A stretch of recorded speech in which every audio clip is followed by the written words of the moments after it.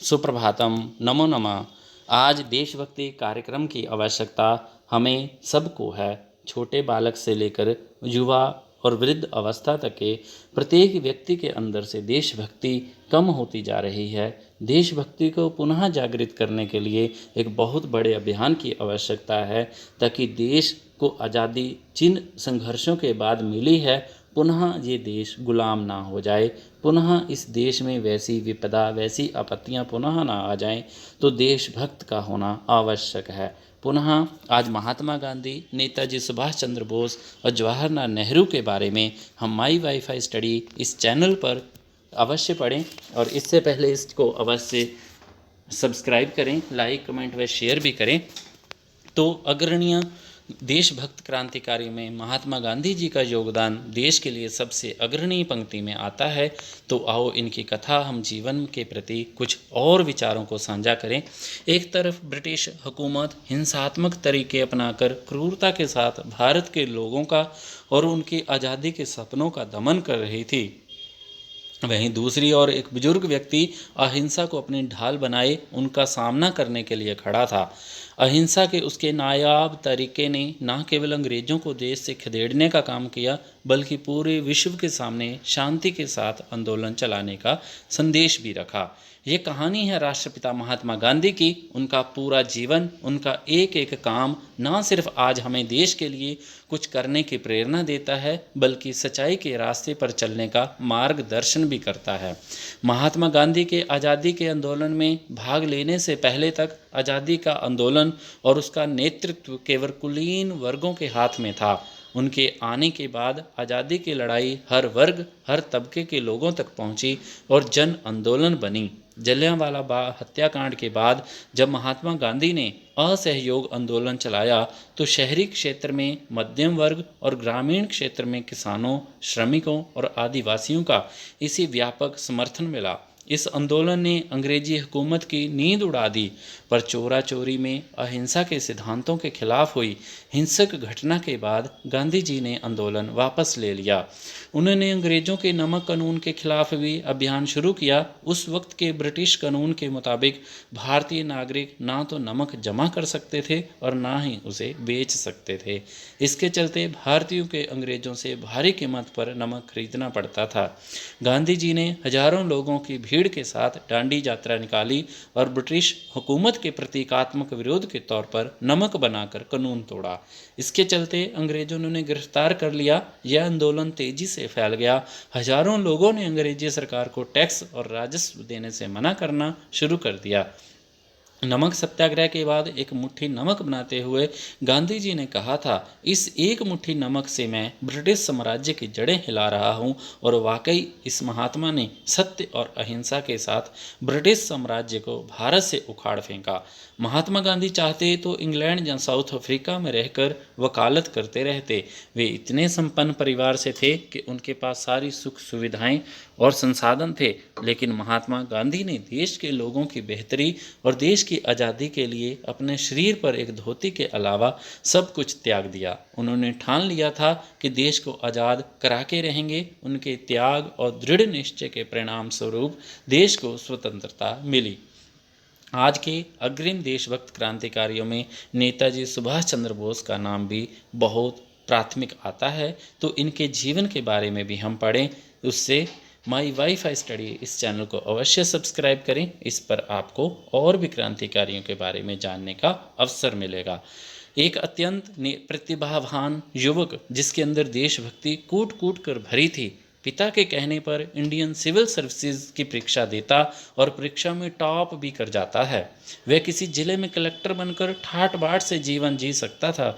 उस समय बहुत से नौजवान अपनी प्रतिभा का इस्तेमाल अंग्रेजों की सेवा में कर ही रहे थे, लेकिन सुभाष बाबू को यह कतई मंजूर नहीं था। उन्होंने चुना क्रांति का रास्ता। इस रास्ते के लिए उन्होंने नौकरी के लिए लालच नहीं किया और अपने आरामदायक जीवन को छोड़ दिया। आईसीएस अफसर की अपनी नौकरी पर लात मार दी, जो उस समय किसी भारतीय को मिलना एक आसान बात नहीं थी। उसने अपना पूरा टैलेंट अंग्रेज़ों की सेवा करने के बजाय देश सेवा में लगा दिया। आज़ाद हिंद फौज तैयार की और लाखों भारतीयों को इससे जोड़ा। उन्होंने अंग्रेजी हुकूमत को इतना बेबस कर दिया कि अंग्रेज़ों को भारत छोड़कर जाना पड़ा। नेताजी सुभाष चंद्र बोस का प्रसिद्ध नारा, तुम मुझे खून दो मैं तुम्हें आज़ादी दूंगा, सुनकर देश के युवाओं में ही नहीं बल्कि बुजुर्गों के खून में भी उबाल आ जाता था। उनके क्रांतिकारी तेवरों से ब्रिटिश राज हिल चुका था। ब्रिटिश हुकूमत के मन में नेताजी का इतना डर भर रहा था कि 1940 में जब नेताजी जेल में भूख हड़ताल पर बैठे और उनकी हालत बिगड़ने लगी तो ब्रिटिश पुलिस उन्हें घर छोड़ आई, क्योंकि यदि नेताजी को कुछ हो जाता तो ब्रिटिश हुकूमत लाखों भारतीयों के गुस्से का सामना नहीं कर पाती। 1942 में भारत छोड़ो आंदोलन के दौरान ब्रिटिश सरकार ने सभी बड़े भारतीय नेताओं को जेलों में डाल दिया, आंदोलन को बुरी तरह कुचलने का प्रयास किया। उस दौरान केवल नेताजी एक ऐसे व्यक्ति थे जिनके नेतृत्व में आज़ाद हिंद फौज ने अंडमान निकोबार द्वीप पर कब्जा कर लिया। ब्रिटिश राज के रहते हुए उन्होंने भारत की पहली आज़ाद सरकार बनाई थी, जिसे कई देशों की तरफ से मान्यता भी मिल गई थी। निराशा के उस दौर में भी सुभाष चंद्र बोस के शौर्य ने जनता के जोश से भर दिया था। किसी भी क्रांति के लिए सबसे ज़्यादा जरूरी होता है जोश। इसी जोश का परिणाम था कि भारत अगले 5 सालों में आज़ाद हो गया। अग्रिम देशभक्त कक्षा में क्रांतिकारी में पंडित जवाहरलाल नेहरू जी का नाम शामिल है। इनके नाम से ही हमें देशभक्ति की कथा याद आ जाती है। चाचा जी ऐसा संबोधन सिर्फ इन्हीं महान शख्सियत को ही उपलब्ध है जिसे आज भी हम संबोधित करते हैं। पंडित जवाहरलाल नेहरू आज़ादी के आंदोलन के दौरान गांधी जी के साथ कंधे से कंधा मिलाकर अंग्रेज़ों के खिलाफ लड़े। असहयोग आंदोलन, नमक सत्याग्रह, भारत छोड़ो आंदोलन में तो हमने नेहरू जी की भूमिका के बारे में पढ़ा ही है, लेकिन बहुत कम लोग जानते हैं कि नेहरू जी ने अंग्रेज़ों के खिलाफ सबसे पहला आंदोलन उत्तर प्रदेश के प्रतापगढ़ में पहले किसान मोर्चे के साथ शुरू किया था।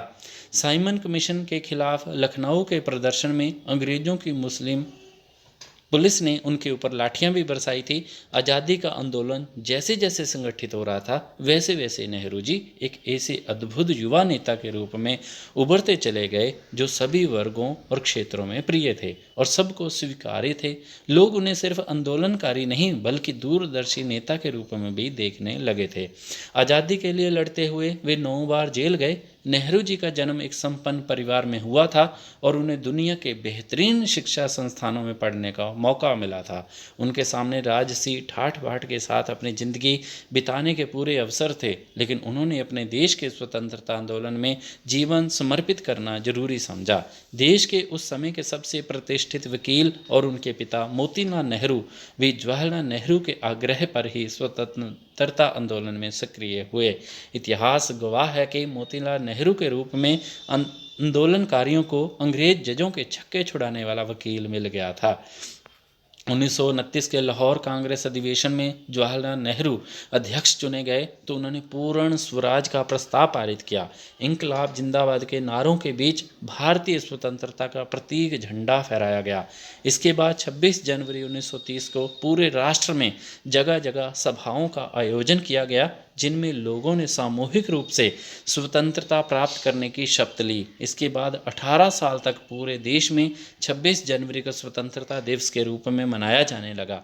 आज़ादी के बाद कि भारत की मजबूत नींव रखने का काम गांधी जी द्वारा नेहरू जी के कंधों पर रखा गया। अंग्रेज़ों ने जिस हाल में भारत को छोड़ा था वहाँ से एक ऐसा राष्ट्र खड़ा करना जो अपने संसाधनों का इस्तेमाल करते हुए उद्योग, व्यापार, सुरक्षा के हर मोर्चे पर सफल होता हुआ आगे बढ़े, इसकी नींव नेहरू जी के नेतृत्व में ही रखी गई। ऐसे पंडित जवाहरलाल नेहरू जी को भी शत शत नमन। महात्मा गांधी जी और सुभाष चंद्र बोस ऐसे वीर वीरांगनाओं की कथाओं से हमें हमेशा ही अपने जीवन में प्रेरणा